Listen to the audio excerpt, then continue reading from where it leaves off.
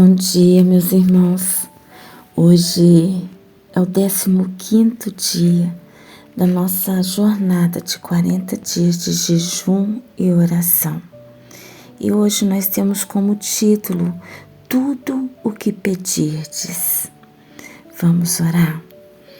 Senhor, Pai querido, eu venho diante de Ti te agradecer por mais esse novo dia que o Senhor nos concedeu, novas oportunidades, que nós possamos estar atento a tudo à nossa volta.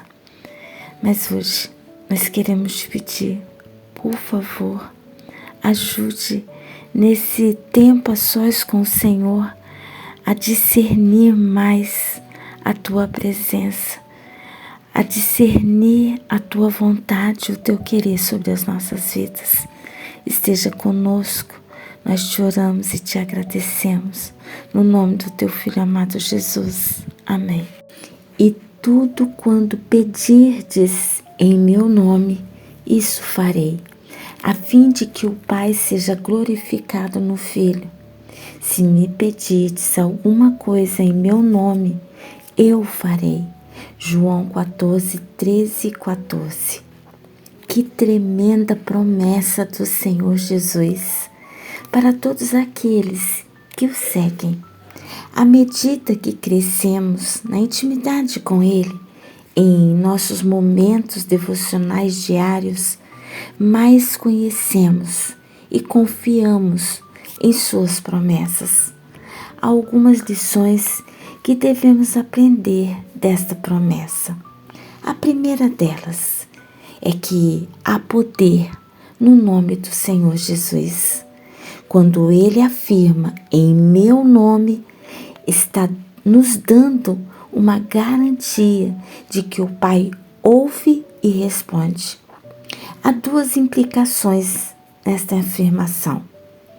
A primeira, como se fosse o próprio Senhor Jesus pedindo. Em primeiro lugar, devemos entender que o Senhor Jesus é Deus, mas para a salvação da humanidade e para a glória do Pai, Ele assumiu temporariamente as limitações da humanidade quando Ele veio neste mundo.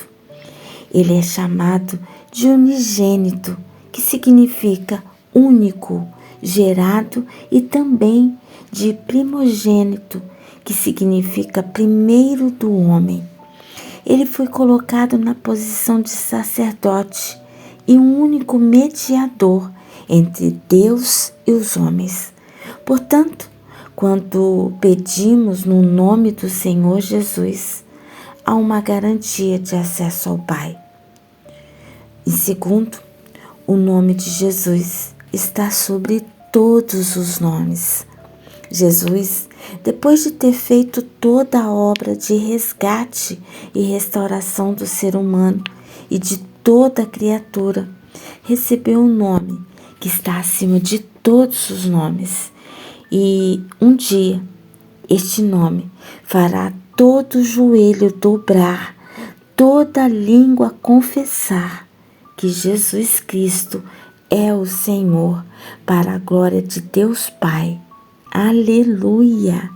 Podemos ver lá em Filipenses, capítulo 2, versículo do 5 ao 11. Quando Ele deu a grande comissão aos seus discípulos, afirmou: todo o poder me foi dado no céu e na terra. Mateus 28, 18. O Senhor Jesus tem todo o poder, portanto, não há impossível para Ele. Como Deus, Ele tem todo o universo em suas mãos. Colossenses 1, 17. A Bíblia também afirma que Ele é o mesmo ontem, hoje e eternamente. Hebreus 13, 8. E no segundo tópico, ele diz: tudo que pedirdes em meu nome, eu farei. Esta frase do Senhor nos deixa perplexos, porque ela começa com a palavra tudo, precisamos interpretar isto de uma forma correta, porque numa interpretação simplória, poderíamos dizer que o Senhor nos deu uma arma poderosíssima e podemos utilizá-la quando e como quisermos. Porém, os relatos bíblicos e a história da humanidade deixam bem claro que o Senhor Jesus tinha em mente mostrar seu poder e autoridade sobre todas as coisas. A Bíblia expõe claramente que os homens de Deus não receberam de Deus tudo o que pediram. E todos nós temos experiências de respostas positivas e negativas em nossas orações. Portanto, é importante conhecer os padrões de Deus, estabelecer em Sua palavra para respostas a nossas orações. Vou separar algumas, diz o escritor. Santificação. Eis que a mão do Senhor não está encolhida para que não possa salvar, nem surdo o seu ouvido para não poder ouvir. Mas as vossas iniquidades fazem a separação entre vós e o vosso Deus, e os vossos pecados encobrem o seu rosto de vós, para que não vos ouça. Isaías 59, 1 e 2. O pecado é um dos grandes impedimentos para que Deus ouça as nossas orações. Deus é santo e é impossível chegar diante dele com a vossa vida cheia de imundícia. Por isso é que Jesus, como nosso sumo sacerdote, abriu caminho ao Pai.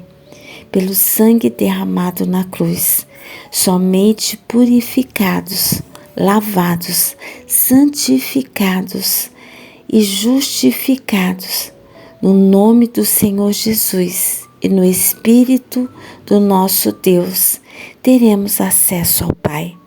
1 Coríntios capítulo 6, versículo 11. A vontade de Deus. E esta é a confiança que temos para com Ele, que se pedirmos alguma coisa segundo a sua vontade, Ele nos ouve. E se sabemos que Ele nos ouve quanto ao que lhe pedimos, estamos certos de que obtemos os pedidos que lhe temos feito. 1 João, capítulo 5, versículos 14 e 15. O texto afirma que podemos confiar que Deus nos ouvirá quando pedimos alguma coisa segundo a sua vontade.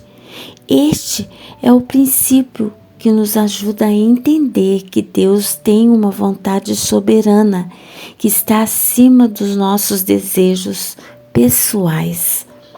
O Senhor Jesus deixou uma lição muito importante quando estava no jardim de Getsêmani. Ele tinha consciência de todo o sofrimento que deveria padecer e fez uma oração que não foi respondida como ele queria. Ele, por sua vez, se afastou cerca de um tiro de pedra e de joelho orava, dizendo: Pai, se queres, passa de mim este cálice, contudo, não se faça a minha vontade, e sim a tua. Lucas, capítulo 22, versículos do 41 ao 42. Notem que Jesus pediu ao Pai que, se fosse possível, o livrasse daquele sofrimento, mas ele disse: não a sua própria vontade, e sim a vontade do Pai. Por isso, é muito importante termos intimidade com o Pai em nosso tempo a sós com Deus, pois conheceremos mais e melhor sua vontade. Não só na comunhão, mas a vontade dele está expressa em sua palavra. Devemos sempre conferir nossas petições com o que a palavra de Deus diz. Sem egoísmo, cobiçais e nada tendes, matais e invejais e nada podeis obter, viveis a luta e a fazer guerras. Nada tendes porque não pedes, pedes e não recebeis, porque pedes mal, não engajardes em nosso prazer. Tiago, capítulo 4, 2 e 3. Agora fica mais fácil entender que a afirmação de Jesus, tudo o que pedirdes, eu farei, tem naturalmente algumas limitações não impostas por ele, mas o resultado do nosso egoísmo e maldade. O ser humano, depois da queda, entrou em intimidade com Deus. Imagine se todos os homens corrompidos por causa do pecado tiverem todas as suas petições egoístas respondidas. O mundo estaria num caos pior do que está agora. Nossa oração é realmente respondida por Deus quando oramos segundo a sua vontade e não com a motivação errada, se utilizarmos em nossos prazeres. São 3 parâmetros que nos facilitarão a orar como convém. Ao orar sempre, examine seu coração e, se houver algum pecado, confesse. Analise se o seu pedido está consoante com a vontade de Deus e veja se não há motivos errados na sua petição. Fale com o Senhor, diga a Ele que você não quer entristecê-lo e quer ter uma vida santa. Fale que você quer crescer na intimidade com Ele e no conhecimento de sua vontade. Peça a Ele para livrar você do egoísmo. Vamos orar. Senhor, meu Pai querido, ajude-nos a não te entristecer. Queremos ter uma vida santa, assim como é a tua vontade para cada um de nós. Ajude-nos a crescer na intimidade com o Senhor e no conhecimento da tua vontade, para que possamos cumpri-las a cada uma delas. Ajude-nos a deixar de sermos tão egoístas quando iremos a Ti fazer os nossos pedidos. Ajude-nos a discernir o que é a Tua vontade para nossas vidas. Esteja conosco ao longo de todo esse dia. Eu oro em nome do Teu Filho amado Jesus. Amém.